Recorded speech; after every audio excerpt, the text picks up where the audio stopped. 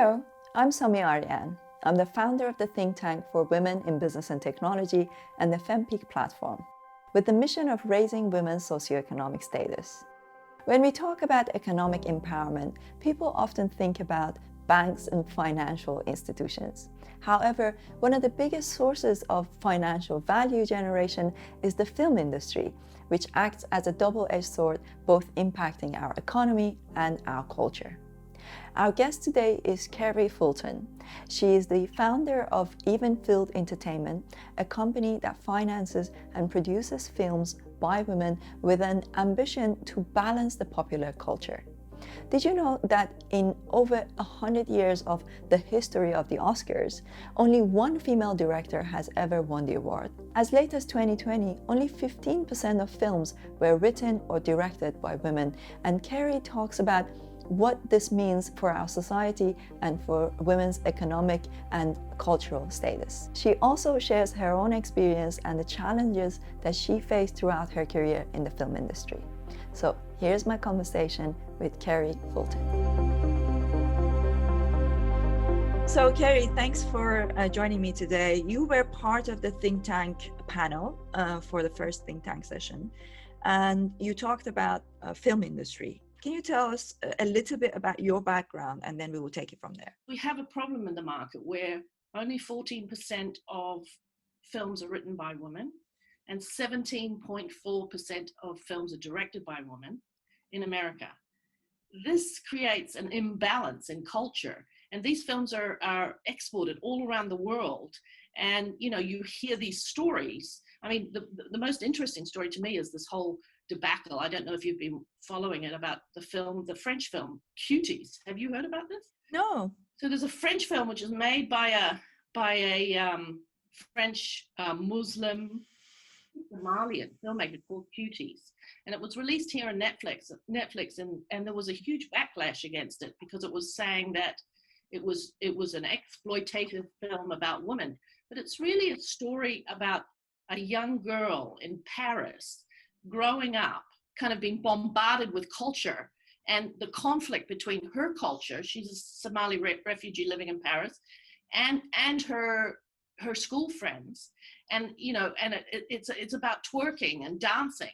And here in America, everyone was like, "Oh, you should remove it from the platform. It's terrible." But it's really a story about how far global culturalism reaches and how it impacts these young women. And they're blaming the filmmaker when really they should be blaming the American culture, which is being exported around the world, without any thought, So I think that the fact that once we start to have more films made by women, I think the whole perspective changes. And Evenfield, our high-level mission statement is to balance popular culture, because when I first started this, I went online and I said, how many films have been made in the world? And like 500,000 came up. And then how many films by women? And it was like 60,000. And I thought, okay, I'm going to call this company 440,000, because that's how many films we have to make to catch up. Mm-hmm. It's crazy. And I think also that, that kind of impact, the impact that has on culture in general across every industry is incredible. Movies teach us what to think, who to be, what to wear, what we should look like. Everything comes from, media. So it's incredibly powerful. So that's kind of what I'm doing. I'm a filmmaker. I come from, a filmmaking background. I mean, I was a TV producer for 5 years, and now I run my own business, which is digital marketing agency, but it's mainly focused around film. What I realized, I made a documentary called The Millennial Disruption, which I looked at getting funding to try and build something bigger, make something bigger. And I couldn't get any funding. And I think that it was even more difficult from my experience as a woman of color, woman of a diverse background. What does funding mean when you're talking about in the context of film? What does it mean to raise funds for a film? I do believe that there's a systematic kind of bias towards financing women. And be clear, there's funding and there's financing. And to make a film, you need finance, because it's not a small amount of money. It's not like we're spending $5,000 or even $100,000 to make a film that is saleable in the market.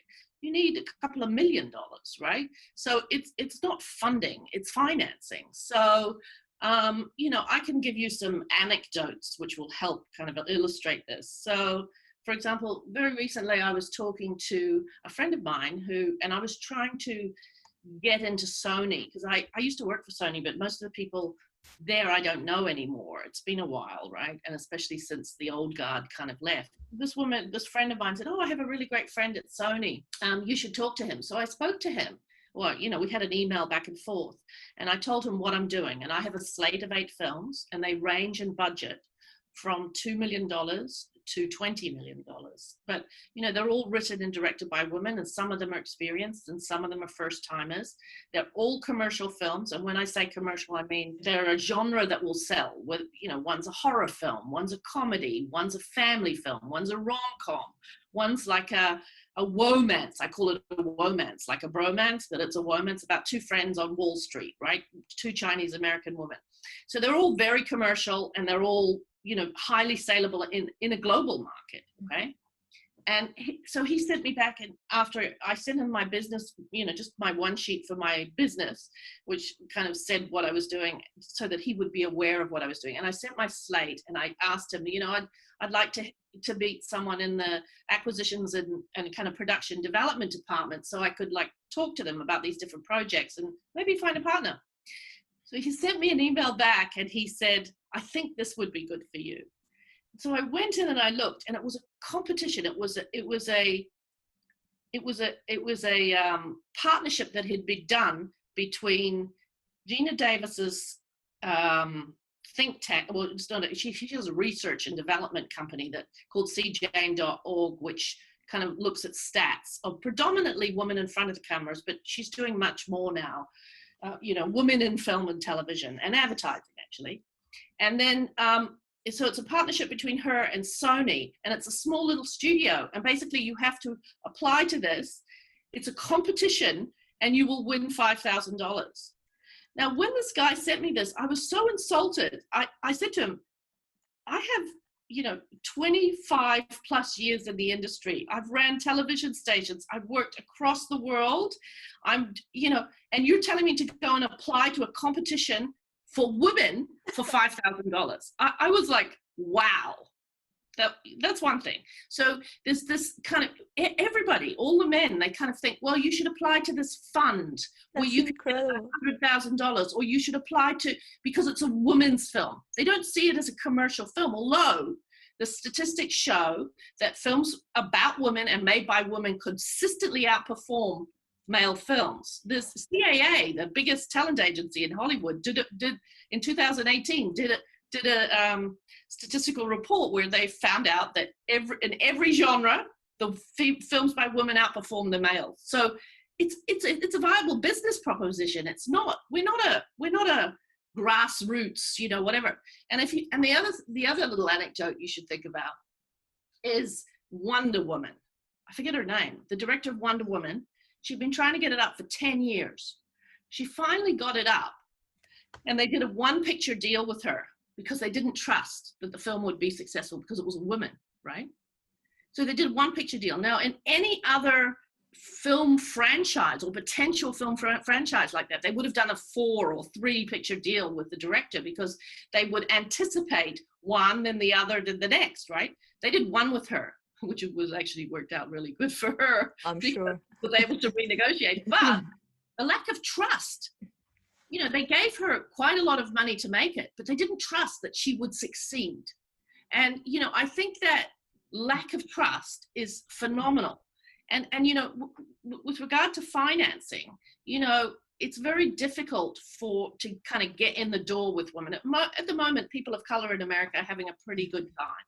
They're getting in the door, and women, you know, they're starting to look, you know, there's a lot of different companies that have been set up to produce people of color films. So, but still, for women, we're still a minority. You know, we're the biggest minority. We're 52% of the population, but we're the biggest minority. Yeah. It's still problematic to get in the door. So my whole thing is, if you have some financing, when you have money, they listen to you. Money talks, it always talks, right? So if you walk in the door with part of the financing, you're much better off than if you have nothing, you see. Yeah. I mean, I had a great conversation with a huge Black producer who set up a company recently, and I was pitching my slate, and because I have a South Asian director, I have a Muslim director, I have a Middle Eastern director, I have a two Chinese women who've written a story. I have all different kinds of stories, right? A big Black producer I had pitched to him, and he said, well, do you have any money? And I was like, not yet, I'm looking for money. And he said, well, we really like you to come when you have money, cast, and distribution. I'm like, well, what do I need you for if I have all That's really good. Yeah. It's like, that was so funny though. But you constantly get this pushback, you constantly get this pushback as a woman, well, everything in the marketplace, consumer goods, 82% of that is bought, spent by women. Mm-hmm. We're the most powerful consumer buying sector in the market, yet we're treated like a niche market. I mean, and it's interesting in the because the way I'm thinking about my company and how I kind of pigeonhole these films, I'm looking at underserved audiences. So I'm looking at women, which is the largest, and then I'm looking at like older women. 6 films made a year by older people, right? There's just no content for them to watch.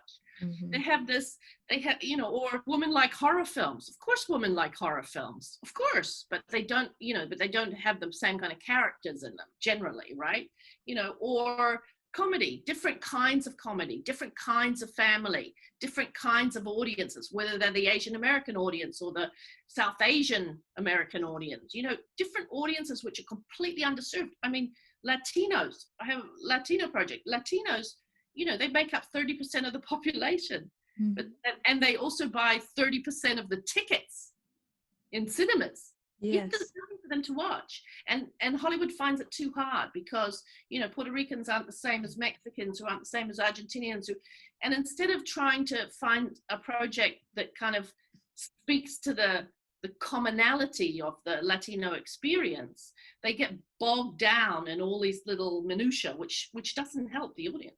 But I mean, and they think Latinos speak Spanish. Not all Latinos speak Spanish. Not all Latinos understand those kinds of jokes. It's like, I keep saying to people, I married a South American and my kids are half Latino, so I kind of know this market pretty well, but it's like saying that Scottish people are the same as New Zealand people, or that Americans are the same as English-speaking Australians. And we're all different cultures. We're different cultures with different social mores and different ideas. And, we're not all interchangeable. Every industry is a construct, right? It's constructed to work a certain way. So in our industry, for example, there's a whole middleman part to it, which is called the agents. Mm-hmm.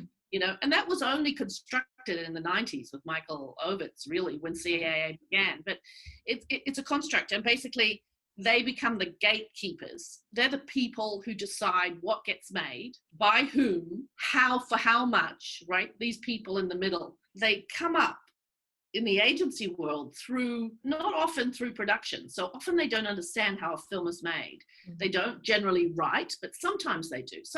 But generally they're these people in the middle. They're like a car salesman, person between the customer and the seller, right? They're the people in the middle. So, and they determine the statistics, right? So one of the fallacies in the market, you need movie stars to be able to finance and sell a film. There is no data. The only data I found was from 1991, which says there's no correlation between stars guaranteeing ROI, return on investment on a film. There's no data on it. Okay. Because it's a construct. It's completely fabricated. But when you're trying to finance a film, they want you to attach stars so they can sell it into a market. It doesn't guarantee that film will make money because those stars are in it. Yeah. And those stars cost a certain amount of money.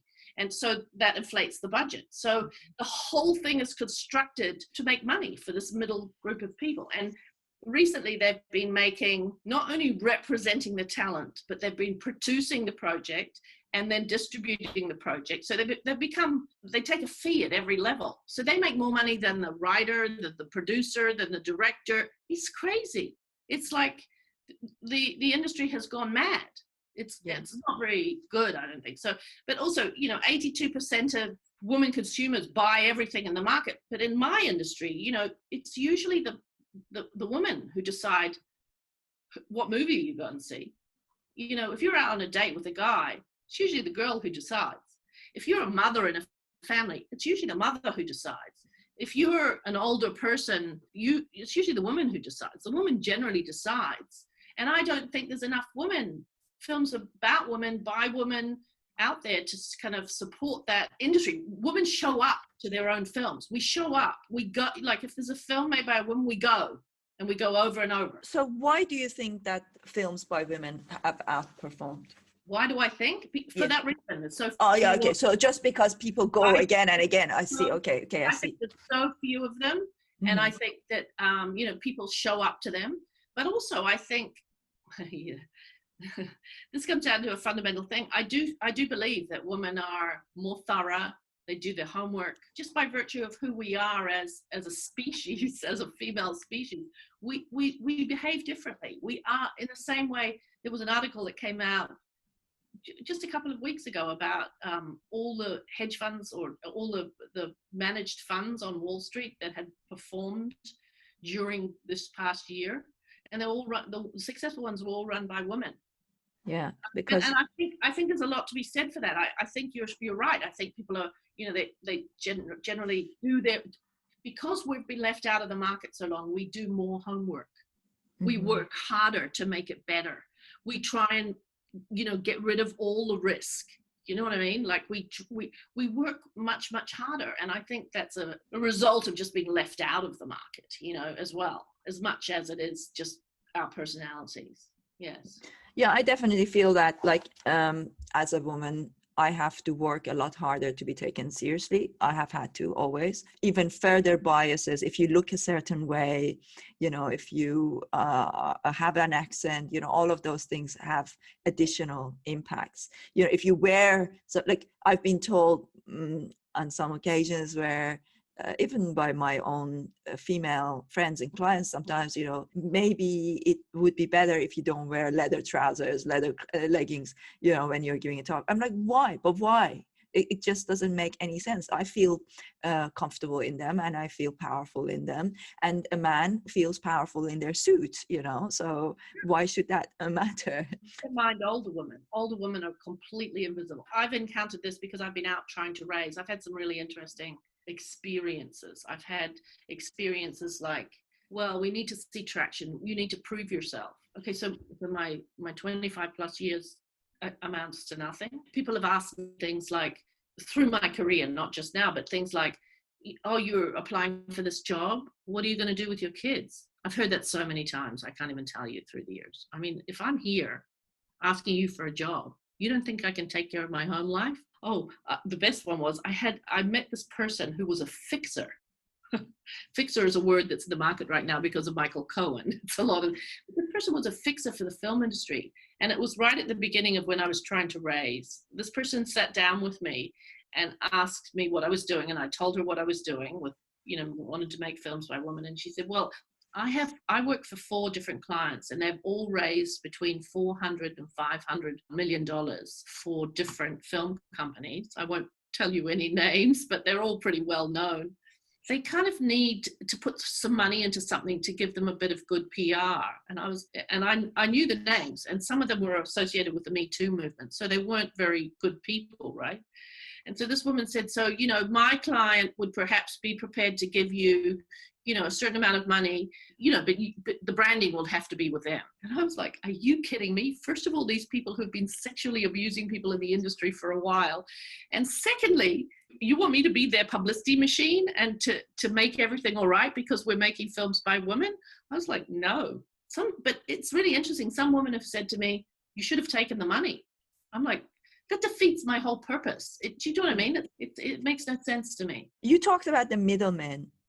Do you think technology could make it possible to get around that middleman situation? I think data, because there's a disconnect between the filmmakers and the financiers, the money people, right? There's a disconnect. I mean, it was amazing to me when I was in business school. Just about every professor in business school said, at some point, the film industry came out as a bad investment. It's one of the largest, industries in the world. But there's a perception that you lose money in the film industry, which is not true. But we need more data, I think, to show that, and there's not enough data. People aren't transparent with their budgets, and I think there's a lot of reasons for that, right? You've probably heard of Hollywood accounting. Hollywood accounting, it means, Hollywood, or, certain producers, not really producers, more the companies, the distribution companies, or people who are financing within Hollywood, take fees on just about every level. So in a normal kind of accounting system, it wouldn't be okay. I think Hollywood cheats a lot. And by virtue of, by me saying that, what I'm saying is that the men who run Hollywood are a little bit crooked because, right? So, but there was, in business school, I was like, what do you mean the film industry is not lucrative as an investment vehicle? People have made money in films. And I looked at the stats, and, there's a huge investment in technology, right? And I looked at the fail rates. So in technology, because I got very involved in kind of the tech part of when I was in business school, and there's a 75% fail rate in technology. People investing, so 75% of products that they invest in fail, right? It's 80 in film. So it's more or less the same. But what you get when you invest in a film is you get a piece of IP that has a library value and grows. With technology, it just gets thrown in the basket. In the basket, you don't get anything with it. So it's actually a safer bet. There's all these perceptions in the market of how things are, and I think it has a lot to do with the lack of transparency for accounting by filmmakers. Like I said, trying to get business plans to get a sense of numbers and to be able to compare while I was putting my business plan together was really difficult. And I had a very corporate, straight guy helping me, and I wanted him to look at business plans and tell me the holes he saw. Look at this and tell me what you think. And more often than not, really big companies I got some business plans for, he said, this is rubbish. It's not, there's layers of cheating going on here. I wouldn't invest in this. An accountant can see the lines. They understand it. Business plans or financial models show a plan, show a story in the same way that a film script shows a story. So, you can't cheat someone who understands the story of numbers, right? Yeah. So yes, technology can help in lots of different ways. I think there needs to be a lot more transparency in data, distribution data, financing data around, there's a lot of bias in the industry, just, the way films are distributed, how much is spent on marketing and publicity, who's reviewing the films. It's like there's like 20% of film reviewers are women. So if men are the ones who are saying the film is good, of course that's a problem. Like every level through the chain is bias against women. So I think all of these things need to be brought together to tell a bigger story, and a huge part of it, and also for the investors, for the financiers, the independent, or the like VCs or equity partners, whoever they are, the more transparent we can be, I think they will understand what you're trying to do. And I think it can be incredibly viable. But there's a budget cutoff, right? It's like the data that I found, that films under $5 million are more likely to recoup. Not always, there's always flops, but more likely to recoup completely, right, with a premium. So you need to keep your budgets down. But you look at Hollywood and you look at $100 million films. Those films don't make money. They just don't. They make money in other ways. They build branding for a company, or for the actual company, or merchandising, or theme parks. There's all kinds of ancillary businesses where they make money. But the films themselves at that budget level don't generally recoup because they spend too much on marketing, they spend too much on talent, they spend, so there's all kinds of stories that can be told. But, you know, there's people who have vested interest in all these layers, you see. So it's hard to get all the data in one place. How would you say that we could go about getting women educated about investing in film? And especially because this is all female oriented as well, right? Why should they consider investing in films? Within a certain budget level, and as long as it's commercial and not a, you know, I mean, there are certain kinds of films that just don't make money. I mean, but there are ways, and there's information out there. You know, the market works in certain ways. People go and see certain films. It's been like that for a while, right? So as long as they're good stories, well told, and wrapped in a genre, you're kind of okay, right? But I think in terms of investing in films, I think there's a stigma around it that needs to be broken down. It's like women. It's the antithesis of women investing. You know, there's these new companies. I think it's called Allivest. Do you know Allivest? It's a company in New York that started. It's started by a woman. I forget her name, but basically she set up an investment fund for women, and it addresses all the different kinds of issues around how women invest, why they invest, you know, so, but it's specifically targeted to women.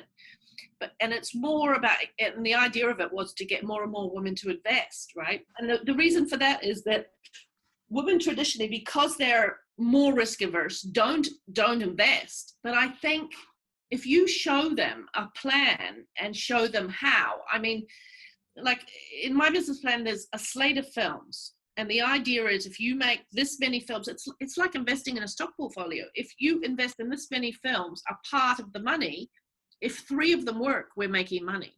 Mm-hmm. If 10 of them work, we're mega rich. So it's about offsetting risk. It's about looking at, you know, you've got to look at the business plan and understand why. There's many ways to skin a rat, right? Or skin a cat, or whatever the word is, I forget.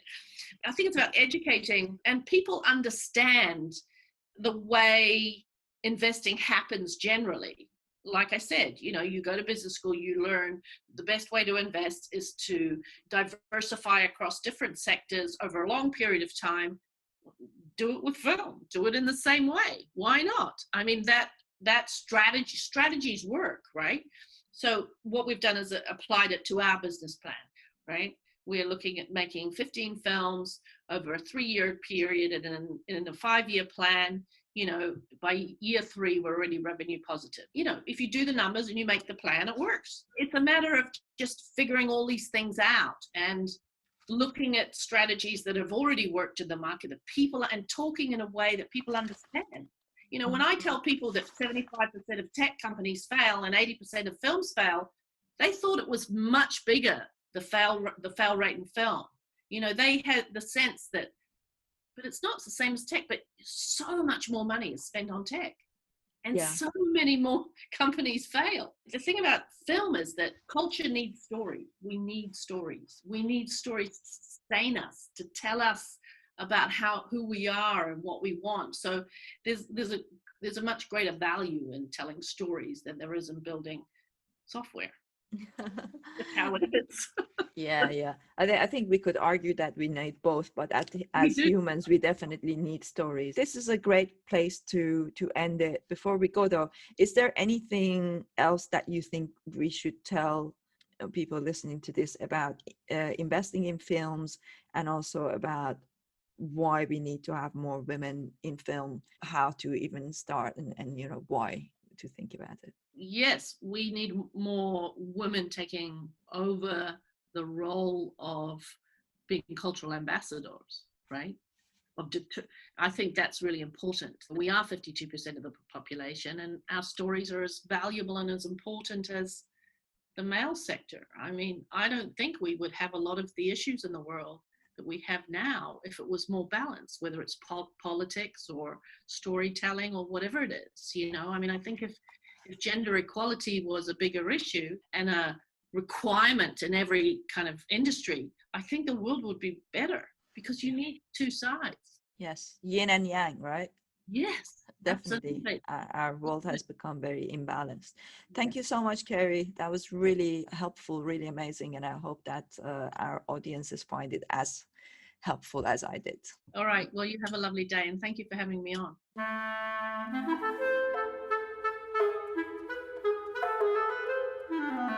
I hope you enjoyed this conversation with Kerry Fulton. Here's to a day when we see more female directors gain the necessary backing and recognition for their art and reach the heights that they deserve.